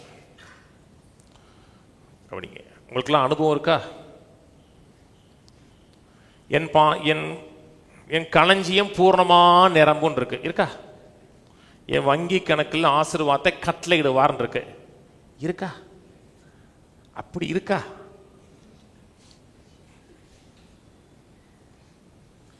இங்க இருக்கு, இங்க இல்லை. மக்கள் அனுபவத்தை பார்த்து என்ன சொல்றாங்கன்னா, எல்லாருக்கும் அனுபவம் இருக்கு. 120 வயசுக்கு மேலே வாழ்ந்தா அந்த காலத்தில் வாழ்ந்தாங்க, இந்த காலத்தில் வாழ முடியுமா? நீங்கள் நடைமுறைக்கு வாங்க. 120 வருஷம்லாம் வாழ முடியும், சாத்தியமாங்க அதெல்லாம். சிரிக்கிறாங்க நினைக்கிற அம்மாட்டாமா 100 வருஷம் வாழலாமான்னா என்னப்பா ஷோக் அடிக்கிறீங்க. அந்த அம்மாவுக்கு என்னன்னா அனுபவம் பேசுது, வார்த்தை பேச மாட்டுக்கு. அனுபவம் பெருசா வார்த்தை பெருசா? அனுபவம் பெருசா வார்த்தை பெருசாங்க?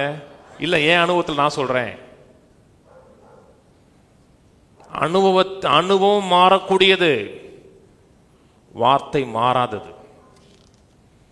அதனால யார் எப்பேற்பட்ட ஆளா இருந்தா சரிதான், அவங்க வாழ்க்கையில் ஒரு அனுபவம் இருந்ததுனால அது கர்த்தருடைய சித்தம் சொல்ல முடியாது. நன்மை தீமை அறிவித்தக்க மரத்தின் கனியை கர்த்தர் சாப்பிடக்கூடாதுன்னு சொன்னார். சொன்னாரா? ஜீவ விருட்சத்தின் கனியை சாப்பிட சொன்னாரு. இதை சாப்பிடாம அதை சாப்பிட்டான், கர்த்தர் தடுக்கல. அப்படின்னா என்ன அர்த்தம்? அதோட சித்தம் தான் அர்த்தம். கர்த்தர் சித்தம்லாம் என்ன செஞ்சிருக்கணும்? தடுத்திருப்பார்ல. அப்ப கர்த்தர் என்ன செஞ்சிருக்கிறாரு? அவன் சாப்பிடும்படியாக அனுமதிச்சிருக்கிறாரு. கர்த்தர் அனுமதிச்சாரா? அனுமதிச்சார். கர்த்தர் கையை பிடிச்சாரா? கர்த்தர் எத்தனையோ காரியங்களை அனுமதிச்சிருக்கிறாங்க அந்த பூமியில, தன் சித்தம் இல்லாத காரியத்தை. அவர் அனுமதிச்ச காரியம்லாம் கர்த்தருடைய சித்தம் கிடையாது. எத்தனையோ சிறு பிள்ளைகள் பாலிய பலாத்காரம் பண்ணப்படுகிறார்கள் இல்லையா? கர்த்தர் அனுமதிச்சாரா? அனுமதிச்சார், தடுக்கலைங்க. ஆனா கர்த்தருடைய சித்தமா? கிடையாது. பெண்கள் மானவங்கப்படுத்தப்படுகிறார்கள். கர்த்தர் அலோவ் பண்ணியிருக்கிறாரா? அலோவ் பண்ணியிருக்காருன்னா சைன் பண்ணி அனுப்புறாருன்னு சொல்லலங்க, அது தடுக்கல அவரு. மேலை நாடுகளில் ஸ்கூல்ல போய் சின்ன பிள்ளைகள் துப்பாக்கி சுட்டு கொண்டு போறாங்க தெரியுமா? துப்பாக்கி கலாச்சாரம் இருக்கு. 10 பிள்ளை 20 பிள்ளை செத்து போகுது. அது தேவ சித்தமா? தேவ சித்தம் கிடையாது. நீங்க என்ன அனுபவிக்கிறீர்களோ அனுபவத்தை வார்த்தையோடு கம்பேர் பண்ணக்கூடாது. இல்லைங்க நீங்க இப்படி சொல்றீங்க. எங்க மாமா ஒருத்தர் அவ்வளவு நல்லவர், சுகத்தை சுகம் சுகம் சுகம் சுகம் தான் சொல்லிட்டு இருப்பாரு. ஆனா அவர் செத்துட்டாரு. அதை பத்தி நீங்க என்ன சொல்றீங்க? எனக்கு தெரியாது. எனக்கு தெரிஞ்சது என்ன? கர்த்தர் சுகமாக்குவாரு, கர்த்தர் ஆரோக்கியமாக்குவாரு. உங்க மாமாவுடைய அனுபவம் வேற, வசன வேற. இல்ல பாஸ்டர், எனக்கு ஒரு சிஸ்டர் தெரியும், நல்ல சிஸ்டர், அவ்வளவு பரிசுத்தமா இருப்பாங்க. அப்படியே ஜெபம் பண்ணாங்கன்னா நல்லா இருக்கும். எல்லா சர்ச்சுக்கும் வருவாங்க, செவ்வாய்க்கிழமை வந்துருவாங்க, வியாழக்கிழமை வந்துருவாங்க, வெள்ளிக்கிழமை வருவாங்க, எல்லா கூட்டத்துக்கும் போவாங்க. அவங்க எவ்வளவு பரிசுத்தம் தெரியுமா? ஆனா அவங்க எப்படி செத்து போனாங்க தெரியுமா? பெரிய வியாதி வந்து செத்து போயிட்டாங்க தெரியுமா? இதுல இருந்து என்ன தெரியுது? கர்த்தர் தன்னை நேசிக்கிறவனை வியாதிப்படுத்துகிறாரு தெரியுது. சித்திரா மக்களோட மனதில் இவ்வளவு பரிசுத்தமா இருந்திருக்கான்ல, அப்ப அவன் என்ன செஞ்சிருக்கணும்? சுகமா தானே இருந்திருக்கணும். பரிசுத்தத்துக்கும் சுகமாவதற்கு என்ன சம்பந்தம் இருக்கு?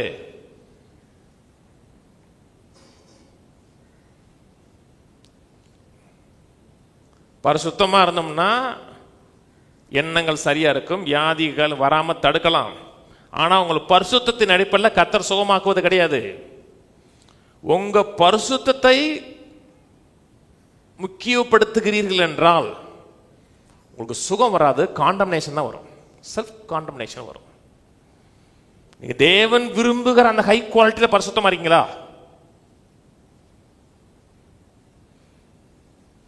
ஆண்டவர் சொன்னாருங்க, உங்களோட நீதி பரிசேயனுடைய நீதியை பார்க்கலும் பெருசா இல்லைன்னா உங்களுக்கு ஐயோ. உங்க நீதி பரிசேயனுடைய நீதியை காட்டிலும் பெருசா இருக்கா? அவன் செல்ஃப் ரைச்சியஸ்னு வந்தீங்கன்னா அவனை எவனும் அடிக்க முடியாது, அவ்வளவு பெர்ஃபெக்டா இருப்பான். சுயநீதி நிறுத்துறீங்க, என்னுடைய பரிசுத்தம் என்னுடைய செயல்கள் அடிப்படையில் தான் கர்த்தர் சுகமாக்குறாரு நினைச்சீங்கன்னா நீங்க கர்த்தரை நோக்கி பார்க்க மாட்டீங்க, உங்களை மட்டும் தான் நோக்கி பார்ப்பீங்க. நான் சரியா ஜெபிச்சிருக்கேனா, சரியா கர்த்தர் வேதம் வாய்ச்சானா, தேவனை தேடுனா, அதான் பார்ப்பீங்க. அதனால தான் பந்தியில் சொன்னேன், சுகம்னு வரும்பொழுது ஃபோக்கஸ் உங்க மேல இருக்கக்கூடாது, கர்த்தர் மேல இருக்கணும். சில சபைக்கு போனீங்கன்னா மக்கள் அவ்வளவு அர்ப்பணிச்சு ஒப்பு கொடுத்த மக்களாக இருப்பாங்க, வியாதியாக இருப்பாங்க. ஒரு குடியாரன் ட்ரிங்க்ஸ் அடிச்சு உள்ள வந்திருப்பான், சரக்கு அடிச்சுட்டு வந்திருப்பான். இல்லாட்ட நேற்று அடித்து சரக்கு வாயில் திறந்தா கப்புன்னு அடிக்கும், அவன் சுகமாயிட்டு போயிடுவான். அப்போ பாஸ்டர் நீங்கள் எல்லாரும் குடிச்சு வர சொல்கிறீங்களா? பரிசுத்தமாக இருக்கக்கூடாது, எல்லாருமே அப்படி சொல்கிறீங்களா? ஃபோக்கஸை விட்டுறக்கூடாது. குடியாரன் தன்னை நோக்கி பார்ப்பதற்கு அவன்கிட்ட ஒன்றுமே இல்லை. நான் பாவி, நான் பரிசுத்தவான் கிடையாது, என்னை நோக்கி பார்ப்பதற்கு ஒன்றுமே கிடையாதுன்னு தேவன்ட்ட அப்படியே சரணாகதி அடைகிறான், அவன் சுகமாகிறான். ஆனால் நம்ம சர்ச்சு மக்களுக்கு எதில் கவனமாக இருக்குன்னா, நான் எவ்வளோ ஒப்பு கொடுத்தேன், நான் எவ்வளோ சுத்திகரித்தேன், எவ்வளோ அர்ப்பணிப்பாக இருந்தேன். தன்னை நோக்கி பார்க்க பார்க்க பார்க்க அவனுக்கு வியாதியாக தான் இருப்பான். உங்கள் அனுபவம் 1000 இருக்கட்டுங்க, உங்கள் அனுபவம் இல்லை, கர்த்தருடைய வார்த்தை மட்டும்தான் உறுதியானது, நிலையானது. நான் சொன்னது புரியுதுங்களா? அதனால எதையுமே கவனம் வைக்காதீங்க. சுகமா இருக்கணும், ஆரோக்கியமா இருக்கணும். 1000 வியாதிகள் வந்தாலும் வியாதியை எதிர்த்து சுகமா நிக்கணும். ஏன் சுகம் தேவ சித்தம் சொல்றேன் தெரியுமா? வியாதி வந்து சாபம், அதனாலதான் சுகம் தேவ சித்தம் சொல்றேன். வியாதி சாபம். அப்ப பழைய ஏற்பாட்டு காலத்துல, நியாயப்பிரமாணத்தின் காலத்துல கர்த்தர் தானே வியாதி படுத்தினார் இருக்கு. இருக்கா இருக்கா இல்லையாங்க? இருக்கு. என்னாம் புத்தகத்தில் மோசேயுடைய திருமணத்தை கொஸ்டின் பண்றாங்க.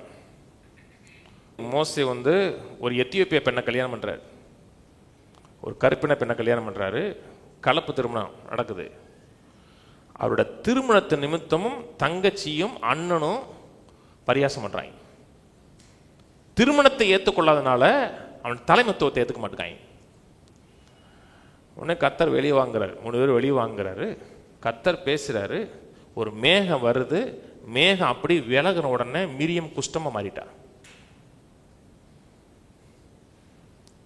கவனிக்கிறீங்களா? இன்னைக்கு மக்கள் தலைமத்துவத்தை எதிர்த்து பேசல, என்னை எதிர்த்து நீங்க ஒரு நாள் கூட பேசல. உள்ளத்துல ஓரமா எத்தனை பேர் குஷ்டம் வந்திருக்கு? அந்த கவனன்ட், அப்படிப்பட்ட கவனன்ட், அந்த உடன்படிக்கை, அந்த கவனன்ட்ல மீறினா மரணம். அதாவது நியாயப்பிரமாணத்தின் சாபத்தையும் கிருபையின் உடன்படிக்கையில் இருக்க ஆசீர்வாதத்தையும் மக்கள் ஒன்னா கலக்குறாங்க. அந்த கவனன்ட் வேற, இன்னைக்கு இருக்க கவனன்ட் வேற. கலாத்தியர் திருப்புவோம், கலாத்தியர் 3:13. அதான் தெரியுமேன்னு விட்டுறாதீங்க, அதான் பிரச்சனை. மக்களுக்கு பிரச்சனை அதான் தெரியுமே, அதான் தெரியாதே, அப்படி வரணும். மரத்தில் தூக்கப்பட்ட எவனும் சபிக்கப்பட்டவன் எழுதியிருக்கிறபடி கிறிஸ்து நமக்காக சாபமாகி நியாயப்பிரமாணத்தின் சாபத்திற்கு நம்மை நீங்களாக்கி மீட்டு கொண்டார். கர்த்தர் உங்களை மீட்டு எடுத்திருக்கிறார். மீட்டு எடுத்திருக்கிறாரா? எதுல இருந்து மீட்டு எடுத்திருக்கிறார் மக்கள்கிட்ட கேட்டோம்னா, என்னை நரகத்திலிருந்து மீட்டு எடுத்துட்டாரு, பிசாசின் பிடியிலிருந்து மீட்டு எடுத்துட்டாரு. அது கரெக்ட். ஆனா இந்த வசனம் அதை பத்தி பேசல. அதெல்லாம் இருக்கு, நரகத்தின் பிடியிலிருந்து மீட்டு எடுத்திருக்கிறாரு, பிசாசின் பிடியிலிருந்து மீட்டு எடுத்திருக்காரு, அதுக்கெல்லாம் வேற வசனம் இருக்கு. ஆனா இந்த வசனம் குறிப்பா சொல்லும் பொழுது, மரத்தில் தூக்கப்பட்ட எவனும் சபிக்கப்பட்ட இருக்கிறபடி கிறிஸ்து நமக்காக சாபமாகி நியாயப்பிரமாணத்தின் சாபத்திலிருந்து மீட்டு எடுத்திருக்கிறார். நியாயப்பிரமாணத்தோட எல்லா சாபத்திலிருந்து மீட்டு எடுத்திருக்கிறார். நியாயப்பிரமாணத்தை சாபம் என்ன? லேவியராகமம் 26ஆம் அதிகாரம் படிச்சு பாருங்க, உபாகமம் 28ஆம் அதிகாரம் படிச்சு பாருங்க. அங்க இருக்க சாபம் இருக்கு. அத்தனை சாபத்திலன்றும் கர்த்தர் நம்மை நீங்களாக்கி மீட்டுக் கொண்டிருக்கிறார். நியாயப்பிரமாணம் சொல்லுகிற பிரதானமான 3 சாபம். 1 நித்திய மரணம், 2வது காரியம் வியாதி, 3வது காரியம் தரித்திரியம். எல்லா வியாதியிலிருந்தும் கர்த்தர் உங்களை என்னை மீட்டு எடுத்திருக்கிறாருங்க. கர்த்தர் இன்னைக்கு யாரையும் வியாதிப்படுத்துவது கிடையாது, யாரையும் வாலிப வயதில் எடுப்பது கிடையாது. ஏன்னா அது நியாயப்பிரமாணத்தின் சாபம். கர்த்தர் உங்களையும் என்னையும் எல்லா வியாதி என்கிற சாபத்திலிருந்து மீட்டெடுத்திருக்க. வியாதின்னு வந்தா எப்படி பார்க்கணும்? அது சாபம் இல்ல, ஒரு மறைமுக ஆசீர்வாதம் இல்ல, சாபம். வியாதியில எந்த ஆசீர்வாதம் கிடையாது. வியாதியில் என்ன ஒரு ஆசீர்வாதம்னா, ஒரே ஒரு ஆசீர்வாதம் இருக்கு. 10 நாள் வேலை செய்யாமல் படுத்து சாப்பிடலாம். எல்லாரும் நம்ம சமைப்பாங்க, நம்ம ஊட்டி விடுவாங்க. 10 நாள் தான். அதுக்கப்புறம் உங்களை வேற மாதிரி பேசுவாங்க. படா படுத்துது. அது அவ்வளவுதான் உங்களுக்கு இருக்க மரியாதை. 10 நாள் நீங்க சரியாகி எந்திரிச்சு வரலன்னா அது இது முதல்ல வந்து வாங்கன்னு இருக்கும், அப்புறம் அதுன்னு இருக்கும். அப்படியே உங்களுடைய மரியாதை குறைஞ்சிட்டே வரும். என்ன அவ்வளவுதான், அதுல வேற ஒன்றும் கிடையாது. 10 நாள் ரெஸ்ட் எடுக்கலாம், அவ்வளவுதான். ஆனால் வேதனை இருக்கும். 2 லட்சம் 3 லட்சம் போயிடும். அதுக்கு நல்லா கவனிங்க. வாரத்துக்கு ஒன்று நல்லா ரெஸ்ட் எடுங்க. அதுக்கு சர்ச்சுக்கு வராமல் இருந்தீங்கன்னா ஆத்மா ரெஸ்ட் எடுக்காது. ஞாயிற்றுக்கெல்லாம் வாங்க, வந்துட்டு சீக்கிரம் போங்க. போயிட்டு நல்லா சாப்பிடுங்க, கறியை சாப்பிடுங்க, மீனை சாப்பிடுங்க. மதியம் நல்ல ஒரு ரெஸ்ட்டை போடுங்க. 5 மணி 6 மணிக்கு எந்திரிச்சிட்டு ஒரு டீயை போட்டு வீட்டில் உட்காந்து பேசுங்க.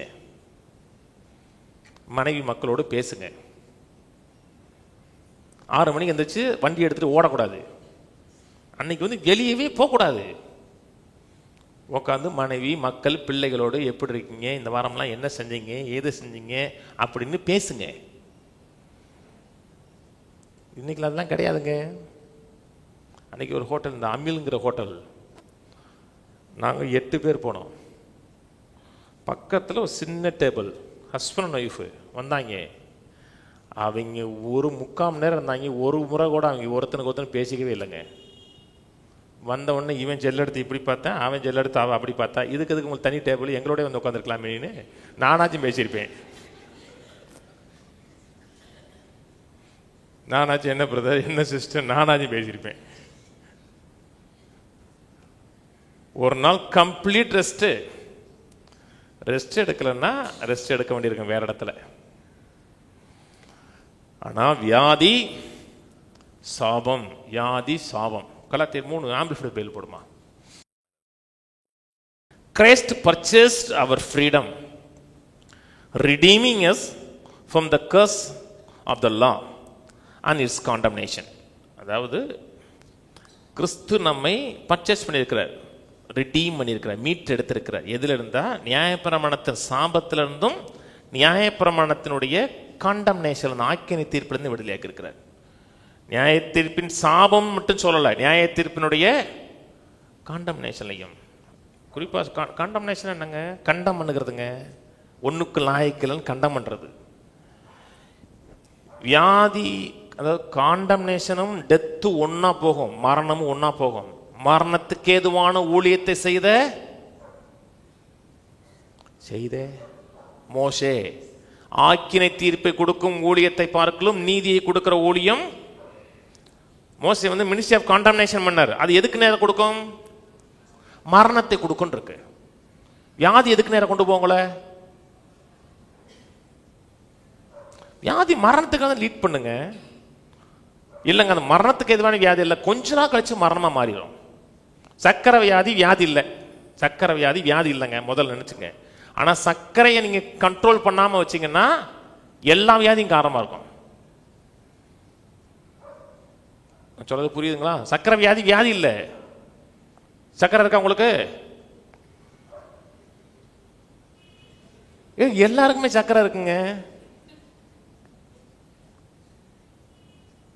சக்கரை இருக்கு, கொழுப்பு இருக்கு. கொழுப்பு இருக்கா? சிலருக்குலாம் ரொம்ப இருக்கும். என் ஃப்ரெண்டு ஒருத்தர் வந்து நான் டெஸ்ட் பண்ண போனேன், கொழுப்பு இருக்கணும். அது ஏன்ட்டே சொல்லிக்கலாம் மேடம், நானே சொல்லியிருப்பேன். கொழுப்பு வேணும். கொழுப்பு இருந்தா தான் பிரெயின் வேலை செய்யும். அதெல்லாம் வேணும். எக்ஸஸா போகக்கூடாது. சர்க்கரை பாடியை கிரியேட் பண்ணும். சர்க்கரை அளவை கண்ட்ரோல் பண்ணீங்கன்னா மற்ற வியாதிக்கு நேரம் கொண்டு போயிடும், மரணத்துக்கு நேரம் கொண்டு போயிடும். எல்லா வியாதியும் மரணத்துக்கு, தரித்திரியம் மரணத்துக்கு நேரம் கொண்டு போகும் தெரியுமா? நல்ல சாப்பாடு சாப்பிடல, மனது முழுக்க டிப்ரெஷனா இருக்கு, எங்க கொண்டு போகும்? 30 வயசுல 50 வயசு கிளை மாதிரி இருப்பீங்க. ஏன்? சிந்தனை சிற்பி. நேற்று ஒரு இதில் ஒன்று போட்டிருப்பேன், உங்கள் எண்ணங்களே உங்கள் எதிர்காலத்தை செதுக்கக்கூடிய சிற்பின்னு எழுதியிருந்தேன். ஃபேஸ்புக்கில் நம்மளுடைய கம்யூனிட்டிலாம் போட்டிருப்பேன். ஒரு சிற்பியுடைய உளி மாதிரி எண்ணங்கள். இது வேற விதமாக செதுக்கிறது. சிலர் பெரிய சிற்பியாக இருப்பாங்க, இப்படி ஆனால் என்ன ஆகுறது, அப்படி ஆனால் என்ன ஆகுறது, வேற விதமாக செதுக்கிறது. என்ன ஆகும்? டிப்ரெஷன் ஆகும். நான் தரித்திரத்தை வெறுக்கிறேன், வியாதியை வெறுக்கிறேங்க. நான் தரித்திரர்களை நேசிக்கிறேன், தரித்திரத்தை வெறுக்கிறேன். வியாதியஸ்தர்களை நேசிக்கிறேன், வியாதியை வெறுக்கிறேன். கேவலமா வெறுக்கிறேன் வியாதியை வெறுத்தரணுங்க. ஏன்னா வியாதி தேவன்கிட்ட வரல. நானோ ஜீவனை கொடுக்கவும் அந்த ஜீவன் பரிபூர்ணப்பட வந்தேன். ஒரு காரியம் ஜீவனா இருக்கா, தேவன்கிட்ட வந்துச்சு. ஒரு காரியம் ஜீவன் இல்லையா, தேவன்கிட்ட வரல. இது Christ purchased our freedom from the curse of the law and its condemnation இருக்கு. என்ன எழுதி போடுமா? But Christ has rescued us. Rescued usனா அதுல இருந்து மீட்டு ரட்சிக்கிறது, விடுவிக்கிறது.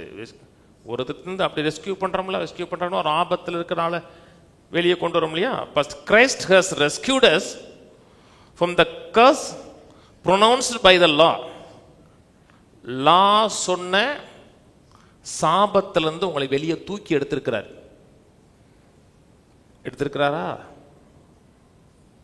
காமிக்கிறேன், சில வசனங்கள் காமிக்கிறேன். நீ மீட்கப்பட்டீங்களா? கர்த்தர் உங்களை மீட்டு எடுத்திருக்கிறாரா? சங்கீதம் சொல்லுது, சத்துருவின் கையிலிருந்து மீட்கப்பட்டவர்கள் அப்படி சொல்ல கடவர்கள் இருக்கு. எப்படி சொல்ல கடவர்கள்? எப்படியாவது சொல்ல வேண்டியதான். எப்படி சொல்ல கடவர்கள்? கையில் ஊதி சொல்லுவோம், நான் எல்லா சாபத்தினின்றும் வியாதியினின்றும் குறைவினின்றும் விடுதலையாக்கப்பட்டிருக்கிறேன். வியாதி, பலவீனம், குறைவு என்னுடையதல்ல, அவைகளிலிருந்து நான் விடுதலையாக்கப்பட்டிருக்கிறேன். சுகம், ஜீவன், தீர்க்காயுசு, நிறைவு வாழ்ந்திருப்பது என்னை குறித்த தேவ சித்தம். ஆமென். இதை சொல்லணும். அப்படி சொல்ல கடவர்கள், சத்துருவின் கையிலிருந்து ரெஸ்கியூ பண்ணப்பட்டவர்கள், மீட்கப்பட்டவர்கள் சொல்லணும். இல்லாட்டா காண்டம்னேஷன் வந்துருங்க. இன்னைக்கு மக்கள் ஏன் சுகமால தெரியுமா? ஏன் சுகமால? பிரதானமான காரியம் காண்டம்னேஷன், குற்ற உணர்வு. மக்கள் சுகமாக விரும்புறாங்க. சுகத்தை குறித்து கேட்டிருக்கிறோம், ஆரோக்கியத்தை குறித்து கேட்டிருக்கிறோம். சுகமாக விரும்புகிறாங்க, சுகத்தை எதிர்பார்க்கிறாங்க. ஆனால் உங்கள் மனதில் என்ன பதிஞ்சிருக்குன்னா, குறிப்பாக விசுவாச போதனை கேட்குற மக்களுக்குள்ளே என்ன பதிஞ்சிருக்குன்னா, நான் சரியாக இருந்தேன்னா கர்த்தர் சுகமாக்குவார், நான் தேவனுக்கு பிரியமாக வாழ்ந்தேன்னா கர்த்தர் சுகமாக்குவார். ஆனால் நான் சரியில்லை, நான் எத்தனையே தீமையான காரியங்களை செஞ்சுருக்கேன், எத்தனையோ காரியங்களை தேவனுக்கு விரோதமான காரியங்களை விதைச்சிருக்கேன். அதனால் நான் சரியாக இருந்தேன்னா கர்த்தரனை சுகமாக்குவார். ஆனால் நான் சரியில்லை, அதனால எனக்கு சுகம் வருவதற்கு, சுகத்தை எதிர்பார்ப்பது கஷ்டங்கிறாங்க.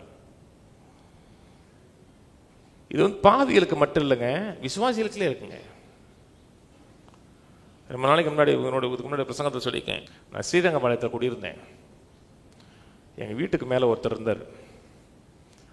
அவர் ராஜபாளையத்தில் பெரிய 2 பென்ஸ் கார் வீட்டில் இருந்துச்சு ஒரு காலத்தில்.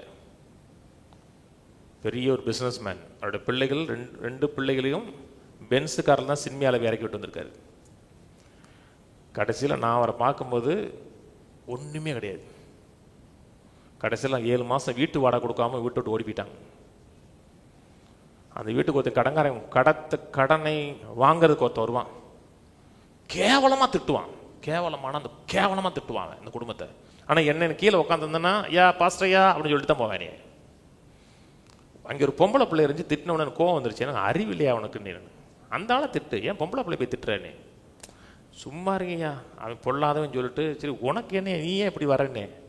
2 கிட்னியும் போச்சியா, 2 கிட்னியும் போச்சு. போகாமல் என்ன செய்யா? எத்தனை குடும்பத்தை நான் அழிச்சிருக்கேன் தெரியுமாயா? நான் அவன் சொல்லலாம், நீங்க மீட்கப்பட்டிருக்கிறீர்கள், சத்துருவின் கையிலிருந்து மீட்கப்பட்டிருக்க, குறிப்பாக நியாயப்பிரமாணத்தின் சாபத்திலிருந்து மீட்கப்பட்டிருக்கிறீர்கள். ஒருவேளை தேவனுக்கு பிரியமில்லாத சில காரியம் செஞ்சிருந்தா கூட சாபம் வரும் என்று எதிர்பார்க்காதீர்கள். என்ன, கிறிஸ்து உங்களுக்காக சாபமானார்.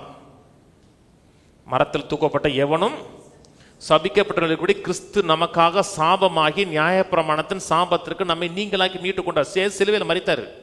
யாருக்கு மரிச்சார்? பெர்ஃபெக்ட் மனிதனுக்கா? பூர்ணமான மனுஷனுக்கா? உங்களை மாதிரி என்ன மாதிரி ஆளுக்கு தான் நாங்கள் மரிச்சாரு. யாருக்கு யாரு சாபத்தில் இருக்காங்கன்னா அவர் அன்பா கொடுத்தாரு. பார்த்தீங்களா, இந்த கிருபையின் ஈவு அது வேணான்னு தட்டி விடுறான். பார்த்தீங்களா, அவன் தான் சாபத்தில் இருக்கான். உங்க வாழ்க்கையில் என் வாழ்க்கையில் வியாதி வர்றது இல்லீகல். நான் லீகலா சுகமா இருக்கணும், லீகலா ஆரோக்கியமா இருக்கணும். ஏன் சாபமும் வியாதியும் குடும்பத்துக்குள்ள வருது? எனக்குள்ள செல்ஃப் காண்டம்னேஷன் இருக்கு. நீங்க சரியா பைபிள் வாசிக்கல, தேவனுக்கு பிரியமா வாழல, கொஞ்ச நாள் சினிமா நாடகம் பார்த்துட்டு இருக்கீங்க. ஒரு வியாதி வந்தா என்ன வரும் உங்களுக்கு மனசுல? வரும், நம்ம ஒழுங்கா இருந்தா தானே. உலகமே சொல்ல ஒழுங்கா இருந்தா தானடா. நீங்க ஒழுங்கா இல்லாட்டா கூட சுகமா தாங்க இருக்கணும். அப்ப ஒழுங்கா இல்லாம இருக்கலாமா? இருக்கக்கூடாதே. கர்த்தருடைய பிள்ளையாச்சே. கவனிக்கிறீங்க? பழைய ஏற்பாட்டு காலத்தில் நன்மை செய்தால் நன்மை வரும், தீமை செய்தால் தீமை வரும், மீறும் பொழுதெல்லாம் தண்டனை வரும். என்னாம் 21 கர்த்தர் கொடுத்த ப்ரொவிஷனை நிராகரிக்கிறாங்க. இந்த உணவுகளுக்கு அற்பமானதுன்னு சொல்றாங்க. கொள்ளிவாய் சர்ப்பங்கள் கடிக்குது. கர்த்தர் ப்ரொவிஷனை ஏற்படுத்தி கொடுத்தார். வெங்கல சர்ப்பத்தை மேல தூக்கி வச்சார். அதை நோக்கி பார்த்தா இத்தனை பேரோ அத்தனை பேரும் பிழைத்துக் கொண்டார்கள். அவர் சாபமானார். எல்லா வியாதியிலிருந்தும் வறுமையிலிருந்தும் குறைவிலிருந்தும் சாபமானார். அப்ப நான் வியாதி படக்கூடாது, பலவீனப்படக்கூடாது, உச்சியிலிருந்து உள்ளங்கால் வரை வியாதி படக்கூடாது. மூட்டு வலி, முதுகு வலி, எந்த வலியும் வரக்கூடாது. வலி வந்துச்சுன்னா சரியாயிரணும். அன்னைக்கு ஒரு சிஸ்டர், சர்ச்சுக்கு வர சிஸ்டர் தான், சென்னை போயிருக்காங்க, ஆரோக்கிய அன்பு செல்வி. புது சர்ச்சு வரும்போது கீழே கட்டுங்க பாஸ்டா இருந்துச்சு, மாடிதான், எப்படி ஏறி வர்றது இருந்துச்சு, லிஃப்ட். புது சர்ச்சு லிஃப்ட் ப்ரொவிஷன் கொடுக்குறோம், கம்பல்சரியா கொடுக்குறோம். டெடிகேஷன் அன்னைக்கு லிஃப்ட் இருக்கும் உங்களுக்கு. அதுக்கான ப்ரொவிஷன் போட்டாச்சுலடா. ப்ரொவிஷன் போட்டு தான் செய்கிறோம். ஃபர்ஸ்ட் பொட்டமாடி வர லிஃப்ட் ப்ரொவிஷன் கொடுக்குறோம். அது யாருக்குன்னா டோட்டலாக நடக்கவே முடியாதுங்கிறவங்களுக்கு. ஆனால் பயன்படுத்தலாம். எங்கே போனாலும் நடக்கணும், ஆரோக்கியமாக இருக்கணுங்கிற மைண்ட் செட் வைங்க. மூட்டு வலி, முதுகு வலி அட்ஜஸ்ட் பண்ணக்கூடாது. அது சாபம் என்று பார்க்கணும்.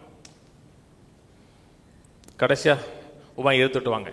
உபாயம் 28, லேவியராகமம் 26 அந்த சாபத்தை குறித்து பேசுது. லேவியராகமம் 26 பேசுறதை காட்டிலும் உபாகமம் 28 தான் ஃபுல் டீட்டெயில் இருக்கும். 1 to 14 வரை ஆசீர்வாதங்கள் சொல்லப்படுகிறது. கர்த்தர் உன்னை மேன்மையாக வைப்பார், வருகிலும் ஆசீர்வதிக்கப்பட்டிருப்பாய், போகிலும் ஆசீர்வதிக்கப்பட்டிருப்பாய். விரோதமாக வருகிறவர்கள் ஒரு வழியாக வருகிறவர்கள் 7 வழியாக சிதறண்டு போவார்னு சொல்லிட்டு 8ஆம் வசனம் சொல்றார். உபாயம் 28:8, கர்த்தர் உன் களஞ்சியங்களிலும் நீ கையிடும் எல்லா வேலையிலும் உனக்கு ஆசீர்வாதம் கட்டளையிடுவார். கட்டளையிடுவார்னா கமாண்ட் பண்ணுவார் சொல்றார். கட்டளையிடுவார்னா கமாண்ட் பண்ணுவார். அப்படிலாம் பார்க்கணுங்க. அப்படி பார்க்க மாட்டீங்களா? அப்படின்னா எப்படி? பேங்க் அக்கௌண்ட் இருக்கா? மோடியை குறித்து எனக்கு ஒரே ஒரு காரியம், நல்ல காரியம் தாங்க. மோடியை குறித்து எனக்கு ஒன்று பிடிக்கும். எல்லாருக்கும் பேங்க் அக்கௌண்ட் ஓகே வைக்க சொன்னார். அது ஒன்று மட்டும்தான் கரெக்ட். வங்கி கணக்கு நிரம்பும், அக்கௌண்ட்டே இல்லைன்னா முதல்ல ஒரு அக்கௌண்ட் இருக்கணும். ஸ்டேட் பேங்க்ல இருக்கா? இருந்துச்சுன்னா ஏதோ ஒரு பேங்க், பிஓயோ இல்லாட்ட தமிழ்நாடு மெர்கண்டைல் பேங்க்லயோ ஏதே ஒரு அக்கௌண்ட் இருந்துச்சுன்னா இயேசு நாமத்துல வங்கி கணக்கு இயேசு நாமத்துல நிரம்புவதாக சொல்லுங்க, வாயை திறந்து. அதை கண்ணில் பாருங்க. என்ன, கர்த்தர் களஞ்சியங்களிலும் கையிடும் எல்லா வேலையிலும் உனக்கு ஆசீர்வாதம் கமாண்ட் பண்ணுவார். ஆதியாகமத்தில் வெளிச்சம் உண்டாக்கடவுன்னு சொன்னார். பார்த்தீங்களா? அவர் கட்டளையிடுகிறார். கீழே. அப்புறம் இன்னொரு கட்டளையிடுவார் கீழே இருக்கு, 11 இருக்கு, உனக்கு பரிபூர்ண நன்மை உண்டாக கட்டளையிடுவார். இதெல்லாம் ஆசீர்வாதம். கீழே முழுக்க சாபம் இருக்கு. சும்மா அவர்கிட்ட படிச்சு பாருங்க. 27, நீ குணமாகாதபடிக்கு கர்த்தர் உன்னை எகிப்தியரின் எருபந்தாமான பருக்களினாலும், மூலவேதினா பைல்ஸ் வந்துருச்சுன்னா, ஆண்டவரே இது சாபம், இயேசு நாமத்தில் பைல்ஸ் வெளியே போவதாக என்று சொல்லிடணும். ட்ரீட்மெண்ட் எடுக்கிற 2வது விஷயம் இது. பைல்ஸ் சாபம், மூல வியாதியினாலும் சொரின்னா அப்படியே சொரிஞ்சிட்டே இருக்குது. எனக்கு ஒரு வாத்தியார் இருந்தாருங்க 10th படிக்கும்போது. வந்து வருவார், டேபிளில் ஏறி உட்காருவார், 1 மணி நேரமும் சொரிஞ்சிக்கிட்டே இருப்பாருங்க. அது சாபம். சொறியினாலும் சிறங்கினாலும் பாதிப்பா. இதெல்லாம் சாபம். அந்த சாபத்திலிருந்து கர்த்தர் உங்களை என்னை மீட்டெடுத்திருக்கிறார். இதை விசுவாசிங்க. கர்த்தரனை சுகமாக்குறவர், கர்த்தரனை ஆரோக்கியப்படுத்துகிறவர், கர்த்தரனை விடுதலையாக்குவார்னு விசுவாசிங்கன்னா வியாதியிலிருந்து வெளியே வர்றது மட்டுமல்ல, ஆபிரகாமோட ஆசீர்வாதம் ரிலீஸ் ஆகும். ஆனா அது விசுவாசிக்கணும். சாபம், வியாதி சாபம், தரித்திரியம் சாபம். கர்த்தர் எல்லா வியாதியிலிருந்து சுகமாக்குறார், என்னை நிறைவாக வாழ வைக்கிறார். இல்ல பழைய ஏற்பாட்டில் ஏன் செஞ்சார்? அப்ப கர்த்தர் மாறிட்டார் தானே? கர்த்தர் மாறல, உடன்படிக்கை மாறிடுச்சு. கர்த்தர் அதே கர்த்தர். நான் கர்த்தர். இதை விசுவாசிங்க, உள்ளத்துல வைங்க. இதுல இன்னும் டிராவல் பண்ணுவோம். எந்த பகுதியிலையும் வியாதி இருக்கக்கூடாது. ஃபர்ஸ்ட் எனக்கு தெரியுமே, தெரிஞ்சாலும் திரும்ப கேளுங்க. உங்க மைண்ட் அப்படியே ஷோக் ஆகணும். ஷோக் ஆக ஆக உங்களோட இம்யூன் சிஸ்டம் அதுக்கு எதிராக வேலை செய்ய ஆரம்பிக்கும். உங்க மைண்ட் அது எண்ணத்தினால நிறைஞ்சிருக்கட்டும். வியாதி வந்தவுடனே உங்க மனதில் இருக்க தாட்ஸை எதிராக போராட ஆரம்பிக்கும். கவனிக்கிறீங்களா? படுக்க சில சொல்றாங்க நைட்டு தூக்கம் வர மாட்டுக்கு. தூக்கம் வர மாட்டுக்குன்னு நான் சொல்றேன். என் பிரசங்கத்தை போட்டு கேளுங்க, உங்களுக்கு நல்லா தூக்கம் வரும். நைட் நேரத்தில் தூங்குங்க, உங்கள் மனதில் ஆத்துமாவில் வேலையும் செய்யும். ஏன் பிரசங்கலாம் எந்த பிரசங்க கட்டாமல் தூக்கம் வந்துருங்க. நைட் நேரத்தில் அடியே பெட்டை போட்டுட்டு அடியே காதவிங்க, ஏசுநாதர் பேசினாவே தூக்கம் வந்துடும். ஆனால் ஆத்துமாவுக்கு ஏதோ ஒரு இன்ஃபர்மேஷன் போகும். அதனால தான் கேட்கறது முக்கியம். கேளுங்க, வியாதி எதிருங்க, சுகமாக வாழ்வோம். அடுத்த வாரம் தொடருவோம், எழுந்து நிற்போம். பிதாவே துதிக்கிறோம், ஸ்தோத்திரிக்கிறோம். இயேசு நாமத்தில் நம்முடைய சமூகத்தில் வருகிறோம். கேட்ட மக்களுக்காக நன்றி. நாங்கள் வியாதியில் இருப்பது உங்கள் சித்தம் அல்ல, சுகமாக இருப்பதே எங்களுக்கு ஒரு சித்தமாக இருக்கிறது. ஆரோக்கியமாக இருப்பதே எங்கள் சுத்தமாக இருக்கிறது. உச்சியிலிருந்து உள்ளங்கால் வரை எங்கள் சரீரத்தின் அவயங்கள் முழுதும் சுகமாக இருக்கட்டும், ஆரோக்கியமாக இருக்கட்டும். நாங்கள் ஜீவனோடு தீர்க்காயுசோடு நிறைவாக வாழுவதே எங்களுக்கு ஒரு சித்தம். சித்தத்தை உறுதிப்படுத்துவீராக, விண்டிகேட் பண்ணுவீராக. சுகம் தொடர்ந்து இருக்கிறதுக்காக நன்றி. யெகோவா ராஃபாங்கிற நாமம் ஒளிந்து போகவில்லை. நான் கர்த்தர், நான் மாறாதவர் சொன்னீங்க. மாறாத தேவன், மாறாத ஆசீர்வாதங்களை கொடுத்து நடத்துவீராக. எல்லா கணமும் எல்லா மகிமையும் எங்கள் வாழ்க்கையில் உமக்கு உண்டாகட்டும். உங்களுடைய உயிர்த்தெழுதின் வல்லமை எங்கள் வாழ்க்கையில சகல பகுதியிலும் செயல்படட்டும். அவர்களை பலவீனப்பட்டவனும் ஒருவனும் இருந்ததில்லைன்னு சொல்லப்பட்டிருக்கிறதே. எங்கள் சபைக்குள்ள, இந்த ஐக்கியத்துக்குள்ள பலவீனப்பட்டவர்கள் ஒருவரும் இருக்கக்கூடாது. சுகமும் ஆரோக்கியமும் நிறைவா இருக்கட்டும். இயேசு நாமத்தில் பிதாவே, ஆமென். கர்த்தராகிய இயேசு கிறிஸ்துவின் கிருபையும் பிதாவாகிய தேவனுடைய அன்பும் பரிசுத்தாவின் ஐக்கியமும் நம் அனைவரோடு கூட இன்றைக்கும் என்றைக்கும் கிறிஸ்துவின் வருகை மட்டும் இருப்பதாக. கர்த்தருடைய ஆசீர்வாதத்தை எல்லா தீமைக்கு விலக்கி காக்க கடவர். கர்த்தர் தம்முடைய தயவுள்ள முகத்தை உங்களை பிரகாசிக்க பண்ணி உங்களுக்கு கிருபையா இருக்க கடவர். கர்த்தர் தம்முடைய முகத்தை உங்களை பிரசன்னமாக்கி எல்லையெங்கும் சமாதானம் கட்டளையிட கடவர். கர்த்தரோட ஆசீர்வாதத்தை ஜீவனோடு சுகத்தோடு தீர்க்காயுசோடு 120 ஆண்டுகளுக்கு மேலாக ஜெயமாக தீர்க்காயுசோடு வாழ வைப்பாராக.